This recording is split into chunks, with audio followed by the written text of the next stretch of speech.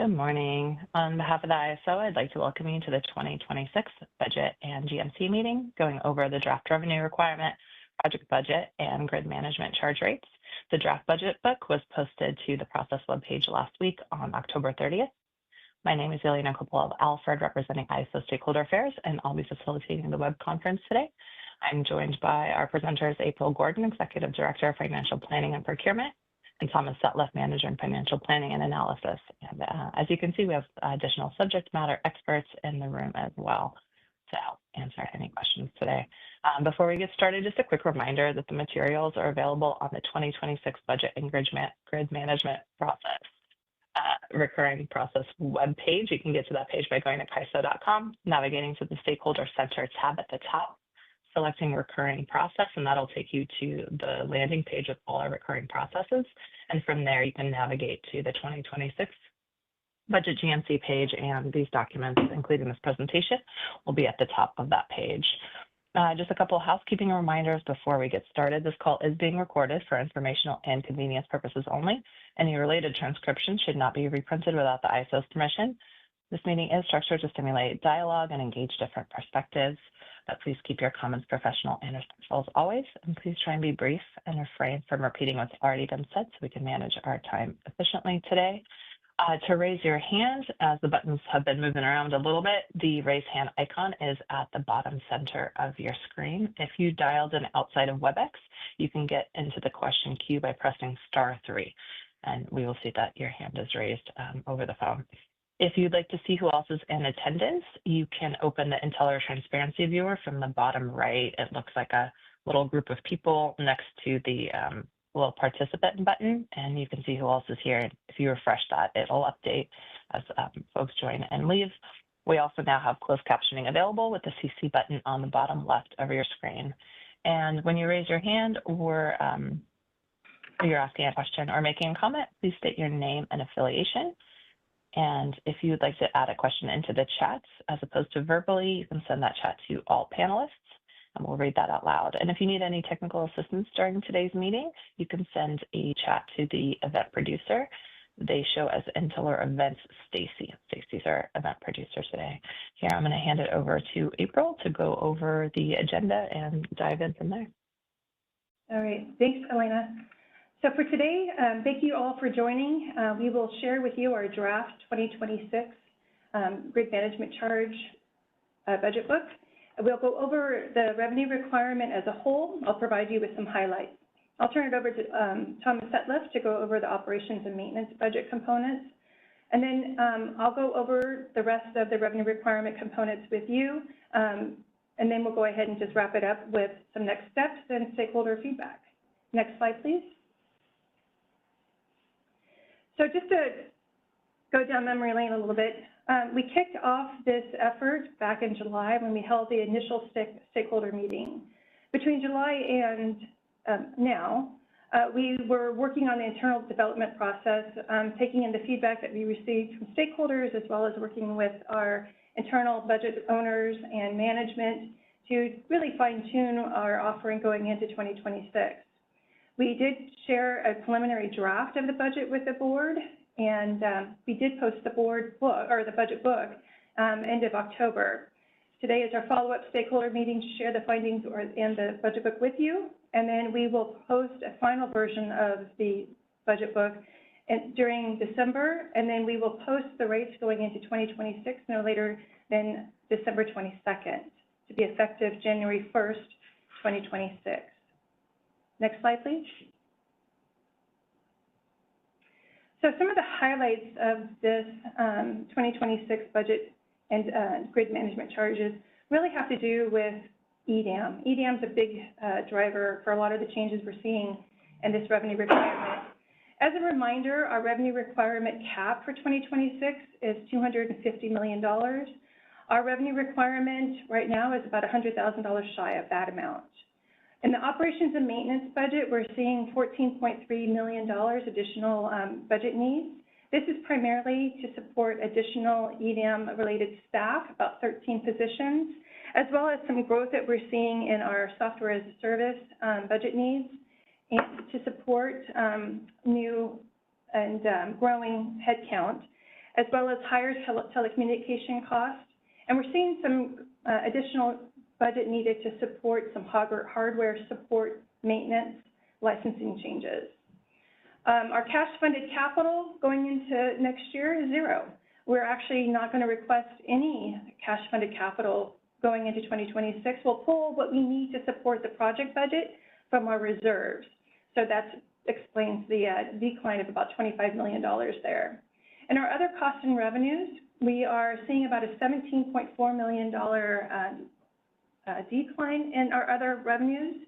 That's primarily due to the shift of EDAM rate design and how it's impacting our revenues. Our operating cost reserve adjustment of $3.9 million is more in line to what we were seeing pre-pandemic, and the credit has to do with favorable operations from 2024.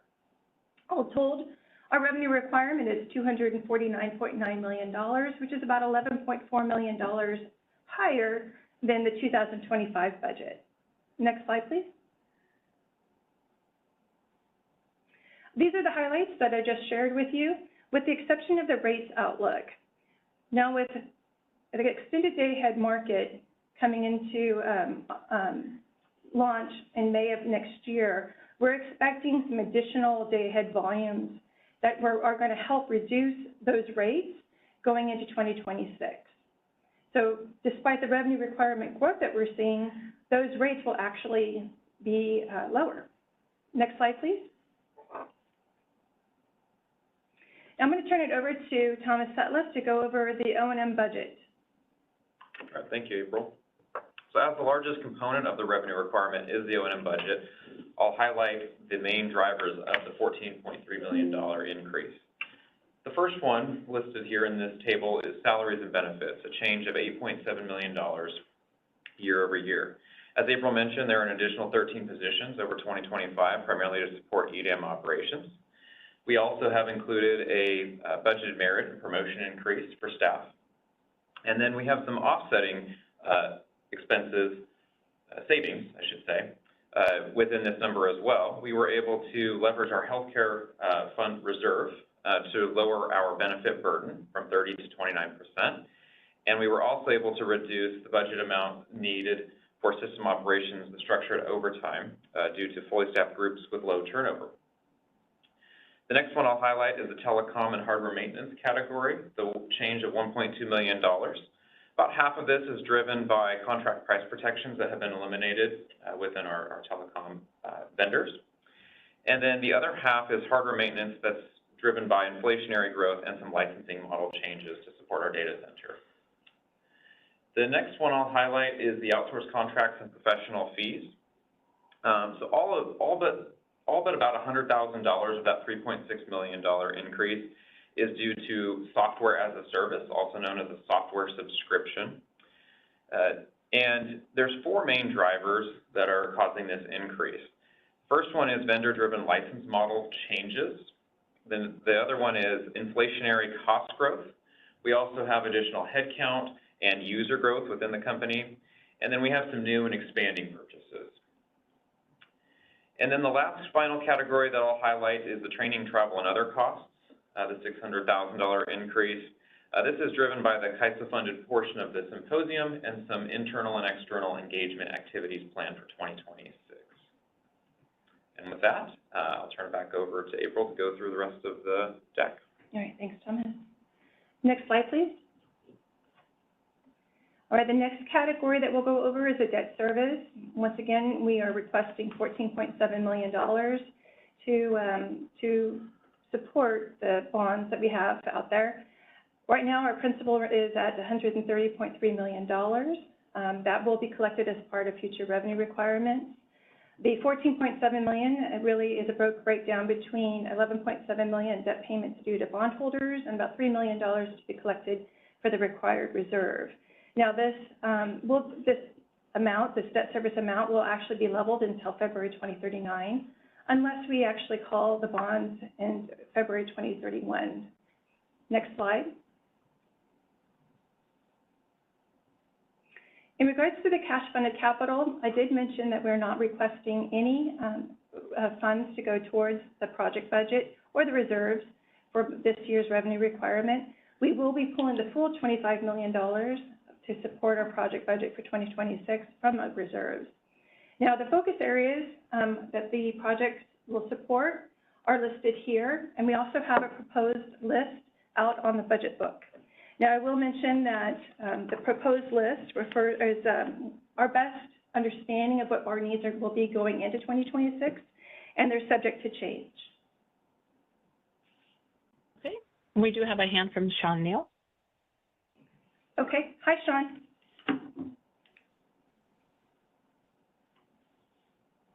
Sean, you're unmuted on the WebEx on our side. If you unmute and introduce yourself, go ahead.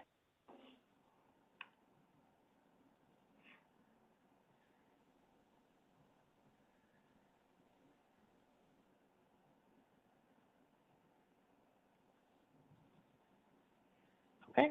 Tom, let's try again. Hi, can you hear me? Yes. Yes. Thank you. Sorry, took a couple times. So Sean Neal for Modesto Irrigation District and City of Santa Clara. Thank you, as always, for your presentation, and really appreciate you and your team walking through kind of the reasons for the drivers of the changes. I had a few questions, mainly what we were just focusing on this slide, looking at the different portfolio sets and focus areas, and I could certainly follow up in written comments, but I was wondering if you could explain more about how resource adequacy, in particular, transmission planning is separately, how resource adequacy is driven by need for collection of GMC costs generally, and I mean not maybe not focused to specifically resource adequacy. Those who mostly require resource adequacy. If that makes sense, I was just trying to get the sense of kind of the drivers of where resource adequacy fits in with the overall GMC as a cost causation measure. Okay. Well, we do have a couple systems that are. Hi, this is James Lynn. I'm a principal for the Market Settlement Design. I think part of what the answer to your question is that we have some specific systems that have been built and are being maintained to run the California Resource Adequacy Program, and costs associated with that should be recovered through the grid management charge, both from salary perspective as well as cost of the system. In addition, there are some additional market costs associated and settlement costs when we look to see if resources that have RA obligation have adequately met their obligation, have they bid into the market, and whether or not they are being recessed range. So there are specific charge codes as well as market processes that have to be triggered in support of resource adequacy.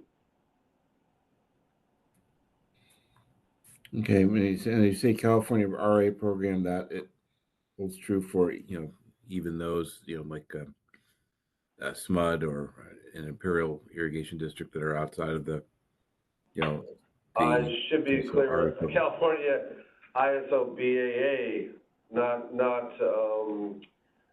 Banks RA program or LADWP RA program. This is specifically isolated to the California ISO BAA. Okay, and so maybe they're functionalized to charges that are more, germane to, those entities within the CAISO BAA. Is that kind of the thought? Well, I think the thought is that since the program is predicated on LSCs securing RA contracts in order to meet their RA obligation. This is a system-wide cost, and so therefore, I'm not exactly sure where this is included per se, but it is included in the overall, I'm guessing, market and system ops charges. Or the system ops, not the real-time dispatch, the Balance authority area. Charges. I'm sorry, could you repeat that last charge? So the system ops charge was split into, or is being split into two charge codes. You have system ops for balancing authority area. Those are costs which are explicitly tied to the ISO balancing authority area and does not, will not be collected from EIM or EDM BAAs. There is another charge code that's called system ops for real-time dispatch. These are costs related to managing the overall grid from EDM and EIM footprint. Okay, and so, I mean, did you know, maybe off the top of your head, whether in these charge codes that the more RA costs are more functionalized for the system ops or the BA portion of the system ops charges? I would assume the resource actually is more in this the BAA function, and that therefore it's isolated to the California ISO BAA. Okay. Well, thank you. That's very helpful. Very helpful. And if I could ask you the same question, just looking at portfolio 3 of transmission planning infrastructure, obviously the different transmission planning in regional areas for that. Is transmission planning somewhat, functionalized to different charge codes in a similar manner?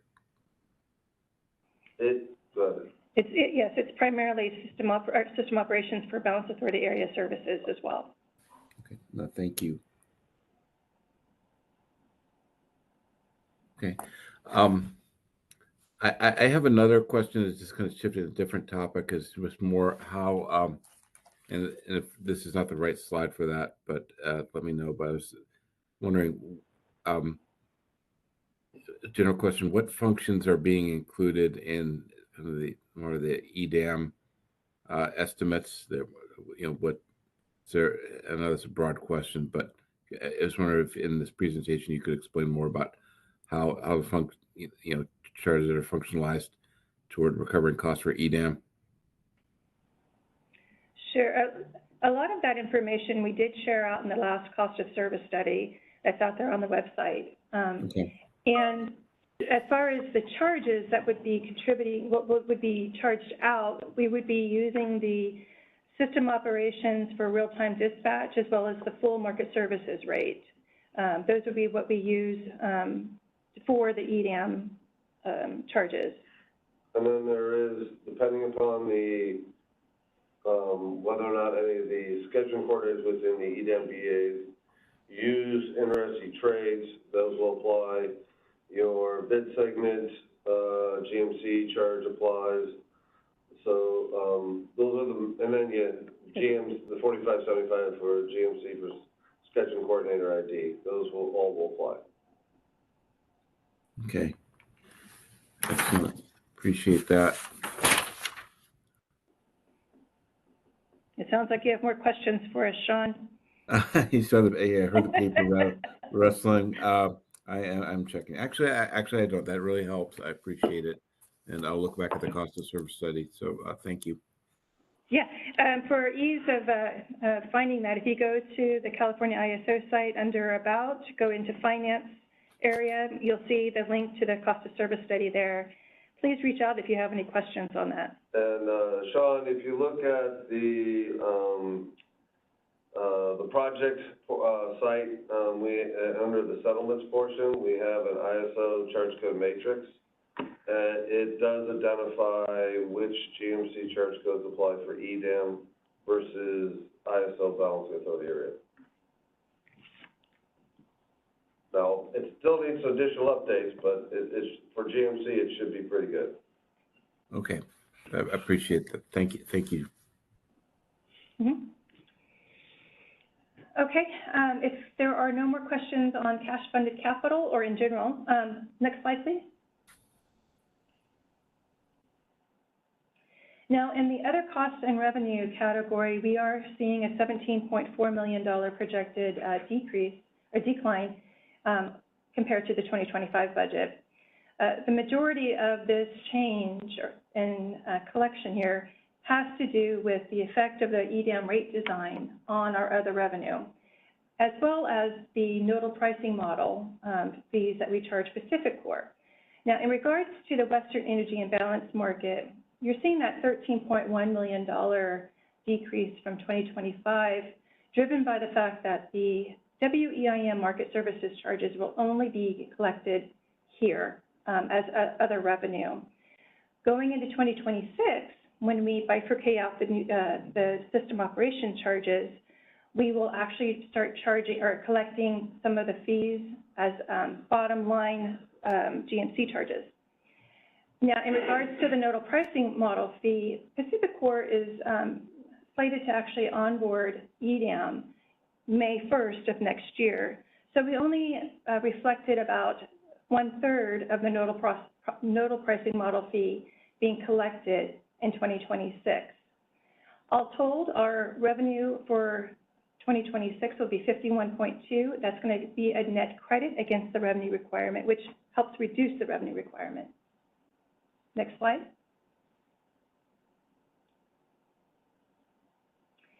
Now, the operating cost reserve adjustment for next year will be a $3.9 million credit. Now, this credit is composed of multiple items. One, we're looking at a 15% reserve adjustment for the O&M budget. That will take a $2.1 million debit. So that'll increase our reserve from $41.4 million to $43.5 million in 2026. The next two components of this calculation are credits. So we're looking at a 2.9 credit going back from the prior year's 25% debt service collection. And then we're looking at that 2024 operations and revenues reconciliation. That ended up being a $3.1 million credit. That's going back to the stakeholders for a total credit of $3.9 million, which also helps to reduce our revenue requirement going into next year. Next slide. Now, as we mentioned earlier, as part of the 2023 cost of service study, we did propose to deactivate System Operations Charge Code 4561, and then also activate two new charge codes, System Operations for Balancing Authority Area Services and System Operations for Real-Time Dispatch. The reason for these bifurcation has to do with how will we be charging for the EDAM charges going into next year.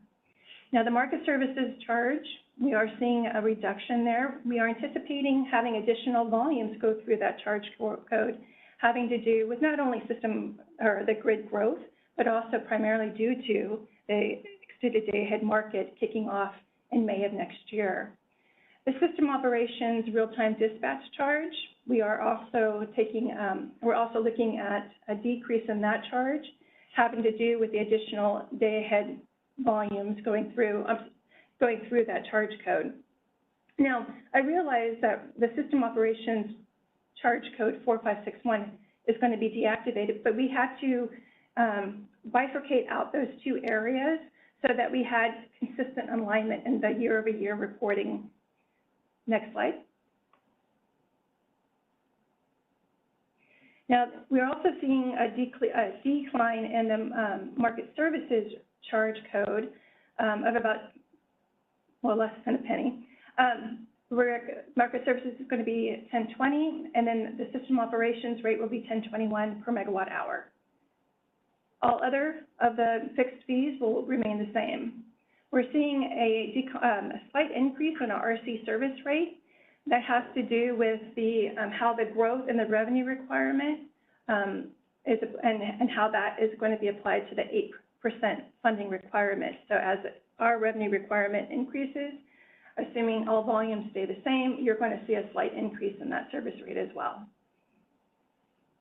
Next slide, please. At this point, I'll go ahead and pass it back to Yelena to go ahead and walk through next steps. Thank you for your time. Thank you, April and Thomas, for your presentations. Okay, so we have the comments due by end of day on November 20th.